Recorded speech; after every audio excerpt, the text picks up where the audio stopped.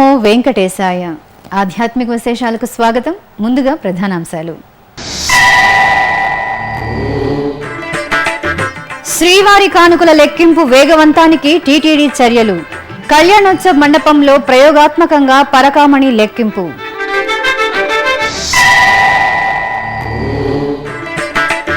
ఈ నెల 16న శ్రీవారి ఆలయంలో ఆణివార ఆస్థానం. తిరుమలలో ఏర్పాట్లను పూర్తి చేసిన టీటీడీ.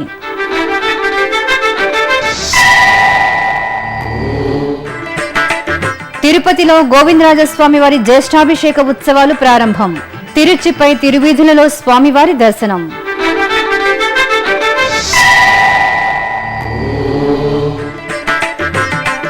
తొలి ఏకాదశి ఉత్సవంతో మురిసిన భాగ్యనగరం. పలు ఆలయాలలో భక్తుల ప్రత్యేక పూజలు. శ్రీవారి హుండీ భక్తులు భక్తి ప్రపత్తులతో స్వామివారికి కానుకలు సమర్పించే ప్రదేశం. శ్రీవారి హుండీని 1825 జూలై 25న ఏర్పాటు చేశారు. అప్పట్లో దీనిని కొప్పెర వంశస్థులు ఏర్పాటు చేయడం వలన హుండీని కొప్పెర అని పిలిచేవారు. ఇక హుండీలో పడే భక్తుల కానుకలను లెక్కించే ప్రదేశాన్ని పరకామణి అని పిలుస్తారు. నిత్యం స్వామివారికి వచ్చిన కానుకలన్నింటినీ ఈ పరకామణిలోనే లెక్కిస్తూ ఉంటారు. పరకామణిలో కానుకల లెక్కింపును మరింత వేగవంతంగా చేయించడంపై టీటీడీ ఈవో డాక్టర్ సాంబశివరావు దృష్టి సారించారు. ఇటీవలే పరకామణిని సందర్శించిన ఈవో ఇక్కడ తీసుకురావాల్సిన సంస్కరణలపై అధికారులతో చర్చించారు. ఈ నేపథ్యంలో శుక్రవారం మధ్యాహ్నం తిరుమల శ్రీవారి ఆలయంలోని కళ్యాణోత్సవ మండపంలో టీటీడీ ఈవో డాక్టర్ సాంబశివరావు నేతృత్వంలో సీనియర్ అధికారులు, స్క్వాడ్స్, గైడ్స్ కలిసి ప్రయోగాత్మకంగా పరకామణి లెక్కింపును చేశారు. త్వరితగతిన పరకామణి లెక్కించడానికి ఎటువంటి చర్యలు తీసుకోవాలనే అంశాన్ని ప్రయోగాత్మకంగా తెలుసుకోవడానికి వీలుగా ఈ లెక్కింపును చేపట్టారు. మధ్యాహ్నం 2:15 నుంచి సాయంత్రం 5:15 వరకు ఒక హుండీని లెక్కించారు. తిరుమలలో భక్తులు హుండీలో కరెన్సీ నోట్లు, కాయిన్స్, బంగారము, వెండి ఇలాంటి విలువైన వస్తువులన్నింటినీ కూడా స్వామివారికి సమర్పిస్తూ ఉంటారు.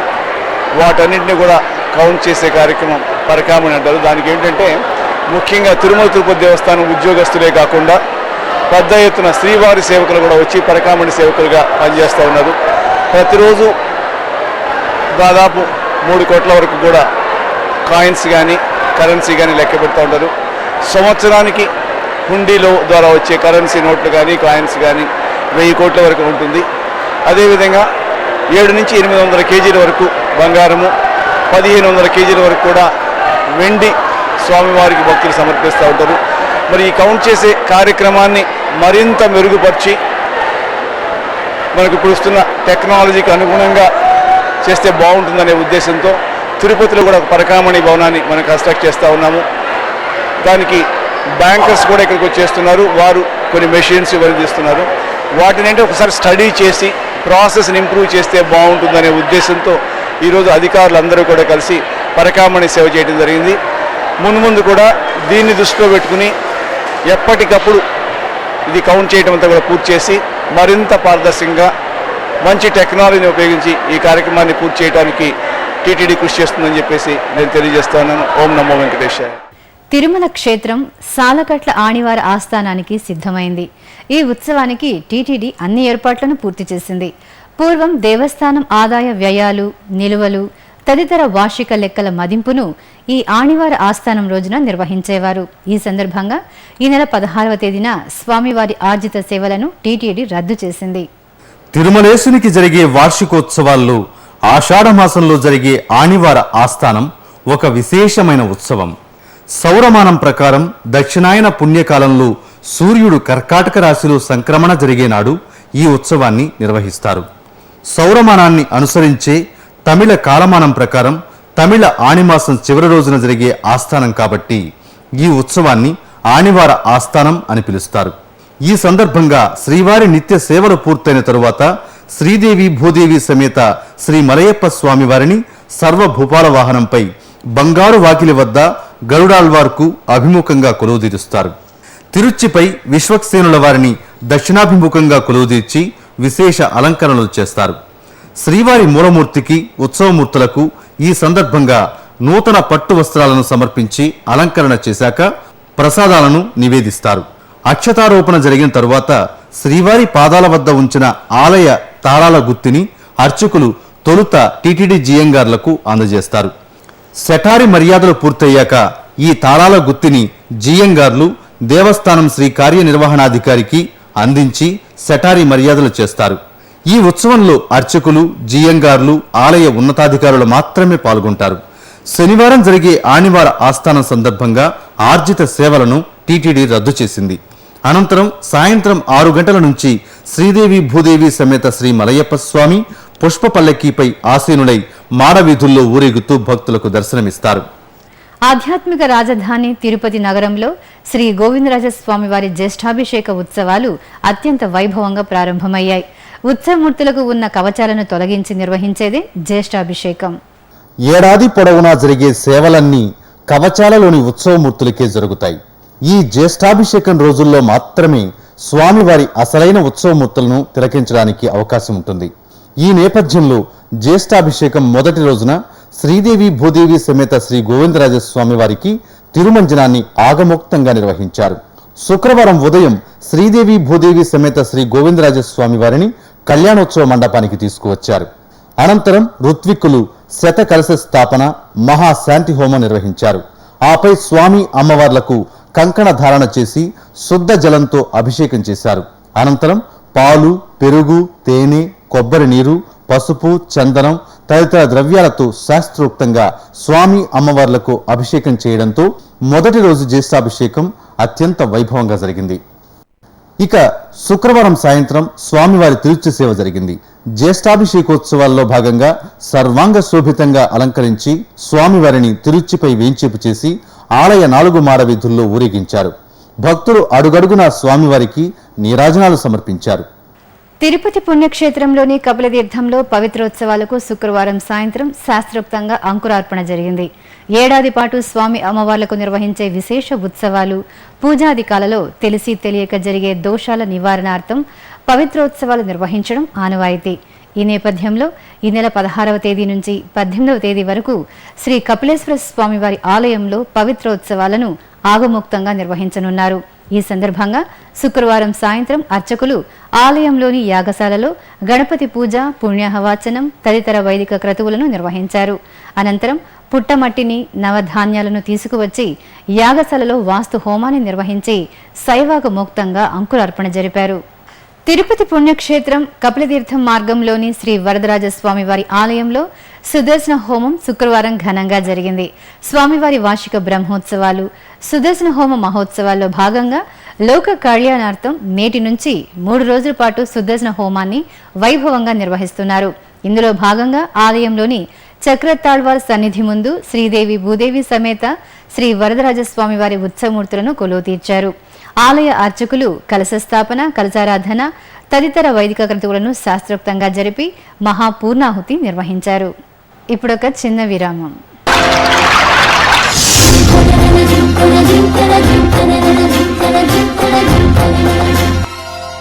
కృష్ణమ్మ అపూర్వ జలరాశుల ప్రవాహం, 4 రాష్ట్రాల ప్రజలకు ప్రాణాధారం.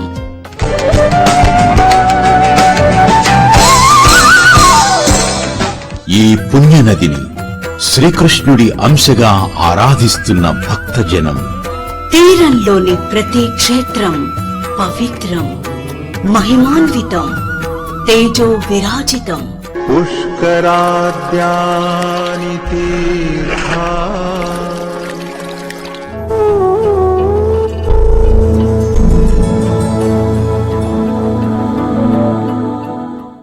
నదీ గమనమున ఎన్నెన్నో జీవజాతులు, అభయారణ్యాలు, అద్భుత జలాశయాలు, అలనాటి రాచరికపు ఆనవాళ్లు. కృష్ణవేణి ఒడిబిట్టలు, ఎందరో కవి దిగ్గజాలు, సంగీత స్రష్టలు, జాతికి స్వతంత్ర్యాన్ని, మూవన్నెల జెండాను అందించిన మహనీయులు. కళలకు కాణాచి ఈ కృష్ణవేణి పుష్కర వాహిని.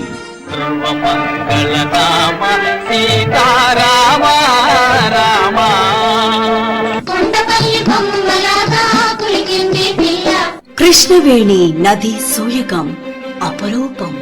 కృష్ణా తీర క్షేత్ర మాహాత్మ్యం ఆచంద్ర తారార్కం. పుష్కర శోభను ప్రత్యేక కార్యక్రమాల కదంబంగా మీకందించేందుకు ముందుగా సన్నద్ధమవుతున్నది మీ శ్రీ వెంకటేశ్వర భక్తి ఛానల్.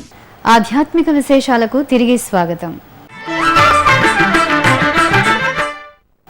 శ్రీవారి దర్శనార్థం ఇంటర్నెట్ ఈ సేవా కేంద్రాలు, పోస్టాఫీసులలో అందుబాటులో ఉన్న 300 రూపాయల ప్రత్యేక ప్రవేశ దర్శనం టికెట్ల వివరాలు తేదీల వారీగా మీకోసం. జూలై 16వ తేదీ శనివారం టికెట్లు అందుబాటులో లేవు. జూలై 17వ తేదీ ఆదివారం 299 టికెట్లు. జూలై 18వ తేదీ సోమవారం 5778. జూలై 19వ తేదీ మంగళవారం 6189. జూలై 20వ తేదీ బుధవారం 10731. జూలై 21వ తేదీ గురువారం 7809. జూలై 22వ తేదీ శుక్రవారం 7814. జూలై 23వ తేదీ శనివారం 1228 టికెట్లు అందుబాటులో ఉన్నాయి. ఈ సౌకర్యాన్ని భక్తులు వినియోగించుకోవాల్సిందిగా టీటీడీ విజ్ఞప్తి చేస్తోంది. ఏడాది పొడవునా ఉండే 24 ఏకాదశులలో ఆషాఢ మాసంలో వచ్చే ఏకాదశిని తొలి ఏకాదశిగా పరిగణిస్తారు. పవిత్రమైన ఆషాఢ ఏకాదశి రోజున శ్రీమన్నారాయణుడు పాలకడిలో యోగనిద్రకు ఉపకరిస్తాడు కనుక శయన ఏకాదశిగా కూడా పిలుస్తారు. తొలి ఏకాదశి నుంచే దక్షిణాయనం ప్రారంభమవుతుంది. ఈ సందర్భంగా తెలుగు రాష్ట్రాల్లో తొలి ఏకాదశి పూజలు వైభవంగా జరిగాయి. ఆ విశేషాల సమాహారం ఇది. హైదరాబాద్లోని చారిత్రాత్మకమైన శ్రీ వెంకటేశ్వర స్వామి వారి సన్నిధిలో అభిషేకం, తులసి దళార్చన నిర్వహించారు.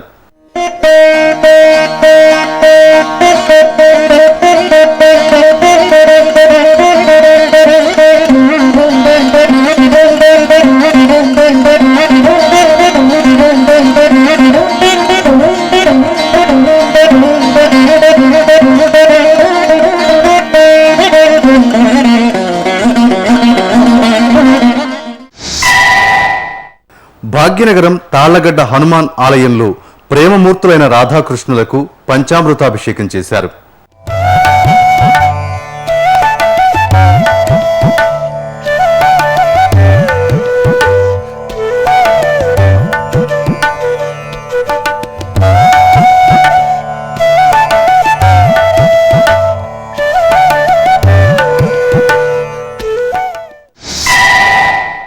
హైదరాబాద్ జియాగూడలోని గోదాదేవి సమేతుడైన శ్రీ రంగనాథుని దర్శనార్థం భక్తులు బారులు తీరారు. ఆలయ పరిసరాలు భక్తులతో కిటకిటలాడాయి.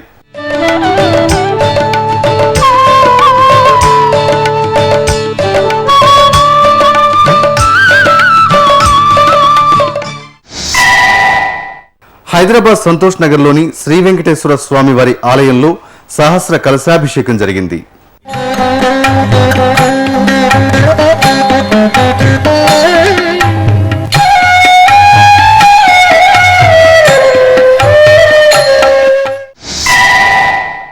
హైదరాబాద్ హరిబౌలిలోని అక్కన్న మాదన్న ఆలయంలో శ్రీ మహాలక్ష్మికి తొలి ఏకాదశిని పురస్కరించుకుని కుంకుమార్చన చేశారు.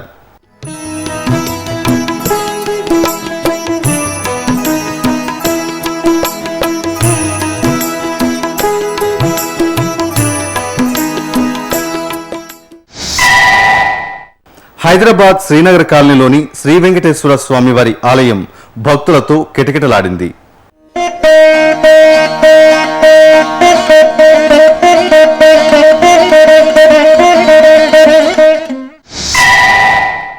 హిమాయత్ నగర్లోని తిరునిలయం శ్రీ బాలాజీ సన్నిధిలో ప్రత్యేక పూజలు జరిగాయి.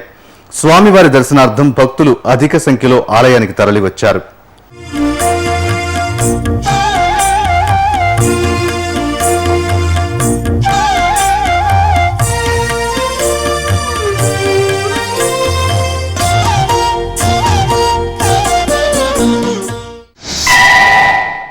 చిక్కడపల్లి శ్రీ వెంకటేశ్వర స్వామి వారి ఆలయం ఆధ్యాత్మిక శోభతో ప్రకాశించింది. భక్తులు స్వామివారిని దర్శించుకుని తరించారు.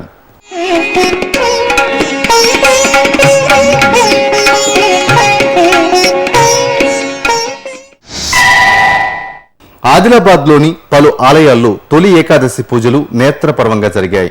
శ్రీ బాలాజీ మందిరం, నిర్మల్ దేవరకోట శ్రీ వెంకటేశ్వర స్వామి ఆలయం, మంచిర్యాల విశ్వనాథ స్వామి, శ్రీ లక్ష్మీ బాలాజీ ఆలయాలు ఉత్సవ శోభతో ప్రకాశించాయి. శ్రీకాకుళంలోని ప్రసిద్ధ ఆలయాలు భక్తులతో కిటకిటలాడాయి. అరసవిల్లి శ్రీ సూర్యనారాయణ స్వామి దేవాలయం, నాగావళి నదీ తీరంలోని శ్రీ ఉమా రుద్ర కోటేశ్వరాలయం, పాలకొండ రోడ్డులోని శ్రీ విజయ గణపతి ఆలయం, శ్రీ విజయ దుర్గమ్మ ఆలయాల్లో అభిషేకాలు, అర్చనలు వేడుకగా జరిగాయి. కరీంనగర్ జిల్లాలోని పలు ఆలయాలు ఏకాదశి పూజలతో ఆధ్యాత్మిక వాతావరణాన్ని సంతరించుకున్నాయి. ఖమ్మంలోని శ్రీ వెంకటేశ్వర స్వామివారి ఆలయంలో స్వామివారికి స్నపన తిరుమంజనం జరిగింది. విష్ణు సహస్రనామార్చన సహితంగా స్నపన తిరుమంజనం చేశారు. తరువాత తిరువీధి ఉత్సవం జరిగింది. అనంతరం జరిగిన స్వామివారి కళ్యాణాన్ని భక్తులు తన్మయత్వంతో తిలకించారు. నల్గొండలోని వివిధ ప్రసిద్ధ దేవాలయాలు భక్తులతో సందడిగా కనువిందు చేశాయి. మహావిష్ణువుకు ప్రీతిపాత్రమైన ఏకాదశి నాడు భక్తులు అశేషంగా ఆలయాలకు తరలివచ్చారు. వాడపల్లి మండలంలో కృష్ణా మూసీ సంగమం వద్ద భక్తులు పుణ్యస్నానాలు ఆచరించారు. సికింద్రాబాద్ మల్కాజ్గిరిలో లోక కళ్యాణాన్ని కోరుతూ రామాయణ మహాయజ్ఞం నిర్వహించారు. ఈ నెల 6వ తేదీ నుంచి ప్రారంభమైన మహాయజ్ఞం భక్తిరస భరితంగా కొనసాగుతోంది. శ్రీ త్రిదండి అహోబిల రామానుజ జీయర్ స్వామివారు ఈ సందర్భంగా భక్తులకు అనుగ్రహ భాషణం చేశారు. ఇక భాగ్యనగరం ఓవైపు శాకంబరి ఉత్సవాలు, మరోవైపు వార్షిక బ్రహ్మోత్సవాలతో కాంతులినుతోంది. ఉజ్జయిని మహంకాళి అమ్మవారి ఆలయం, రెజిమెంట్లోని శ్రీ పాండురంగ విఠలేశ్వర ఆలయాల్లో జరిగిన విశేషాల సమాహారం మీకోసం. హైదరాబాద్లోని ఉజ్జయిని మహంకాళి ఆలయంలో శాకంబరి ఉత్సవాలు శోభాయమానంగా జరుగుతున్నాయి. శ్రీ మహంకాళి ఆలయ ప్రాంగణమంతా రకరకాల రంగురంగుల కూరగాయలతో, అల్లిన మాలలతో ఆకర్షణీయంగా అలంకరించారు. బంగారు వన్నెల దోసకాయలు, గుమ్మడికాయలు, వంకాయలు, బెండకాయలు, బీరకాయలు ఇలా కూరగాయలతో అమ్మవారికి నీరాజనం సమర్పించారు. మూలమూర్తికి క్యారెట్లతో ఖడ్గమాల, నిమ్మకాయలతో కాసుల పేరు, పచ్చల పతకంగా లేత బెండకాయల హారం, మువ్వల వడ్డానంగా వంకాయలు, ఆయుధాలుగా అనపకాయలు భక్తులకు కనువిందు చేశాయి. అలాగే ఫిలిం నగర్లోని దైవ సన్నిధానంలో అమ్మవారు శాకంబరి అలంకారంలో భక్తులను అనుగ్రహించారు. ఇక్కడి శ్రీ వెంకటేశ్వర స్వామి వారికి తులసి దళార్చన చేశారు. పూలంగి సేవ జరిపి కర్పూర హారతులిచ్చారు. ఇక సీతాఫల మండి నామాలగుండు శ్రీ వెంకటేశ్వర స్వామి వారి దేవాలయంలో పంచమ వార్షికోత్సవాలు ఘనంగా నిర్వహించారు. ఉత్సవాల్లో భాగంగా శ్రీనివాసుని కళ్యాణం కనుల పండుగగా జరిగింది. మేళ తాళాలు, మంగళ వాయిద్యాల నడుమ సాగిన స్వామివారి కళ్యాణం భక్తులకు నేత్రానందాన్ని కలిగించింది.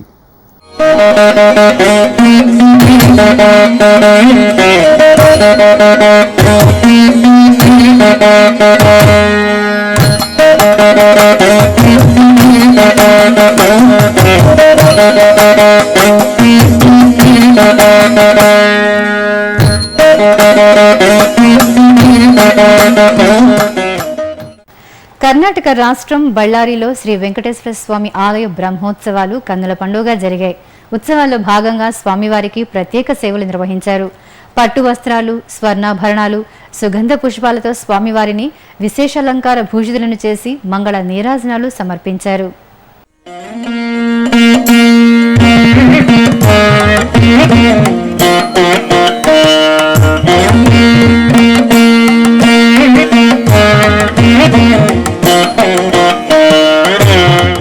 ఇప్పుడొక చిన్న విరామం.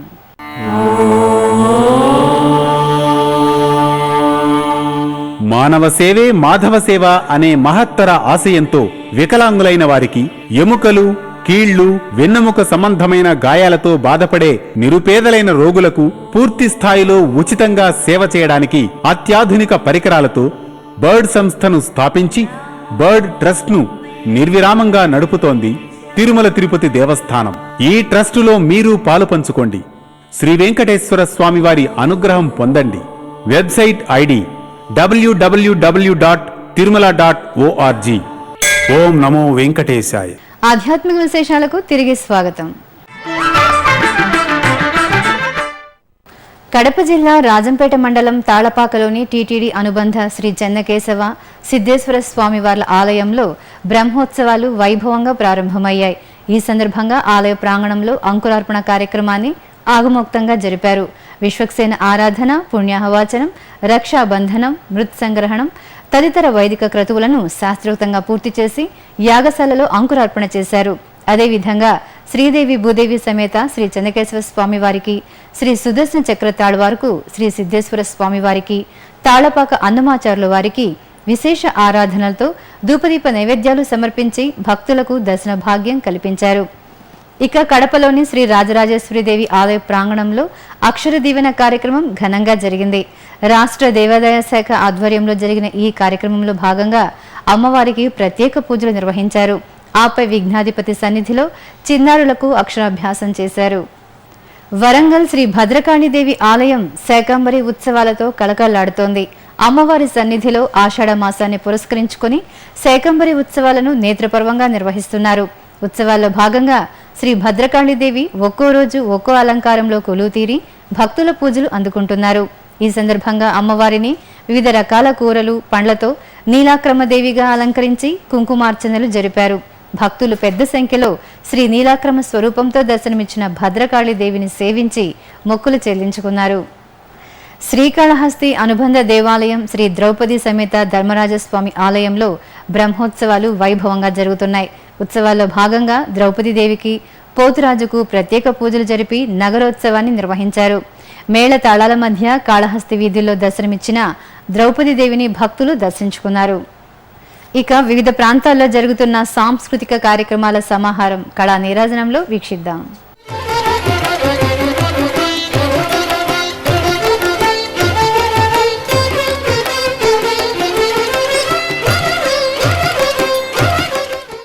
తిరుమలలోని నాదనీరాజన వేదికపై శుక్రవారం సాయంత్రం గాత్ర కచేరీ వీణుల విందుగా సాగింది.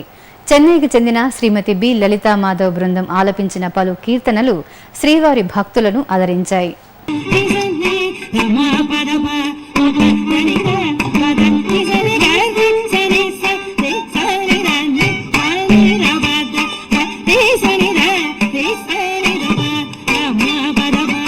తిరుమలలో శ్రీవారి దర్శనం, గదుల ఖాళీలు, వాతావరణం తదితర విశేషాలను ఇప్పుడు తిరుమల సమాచారంలో తెలుసుకుందాం.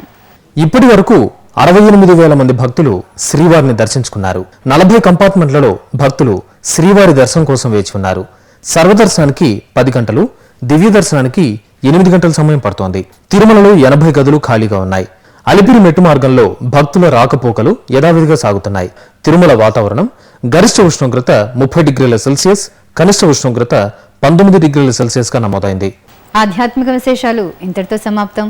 తిరిగి రేపు ఉదయం 9 గంటలకు ప్రసారమయ్యే ఆధ్యాత్మిక విశేషాల్లో మళ్ళీ కలుసుకుందాం.